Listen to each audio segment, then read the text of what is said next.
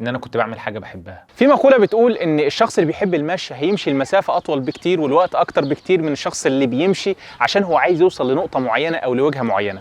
والحقيقه المقوله دي بتفسر حاجات كتير جدا. ليه ناس بعد ما بيحققوا نجاحات متتاليه بيجي عند نقطه معينه وتلاقيه وقف، فقد الشغف، فقد الرغبه، فقد الغايه اللي علشانها كان بيعمل الفيديوهات. وفي مشكله تانية يمكن بتحصل مع ناس كتيره جدا، هو لما بيجي يبتدي بيدور على ايه هو المحتوى الرائج او الشائع او اللي عليه مشاهدات وتفاعل كتير، ويبدا يعمل المحتوى ده حتى لو هو اصلا مش بيحب الحاجه دي او مش دي احد اهتماماته. المشكله مع الموضوع ده ان المحتوى الرائج او المنتشر بيتغير مع الوقت، فبالتالي لو انت اصلا بتعمل حاجه ما بتحبهاش هتضطر انك تغير لحاجه تانية ما بتحبهاش برضه، وحاجه ثالثه ما بتحبهاش برضه، رغبه او ظنا او املا انك ممكن توصل لعدد كبير من الناس. وللاسف دي ما بتبقاش الحاجه السهله، وبينتهي بيك المطاف برضه انك تحبط وتبطل. الفكره انك لازم تكون بتحب الحاجه علشان تستمر فيها رغم الصعوبات اللي ممكن تقابلك.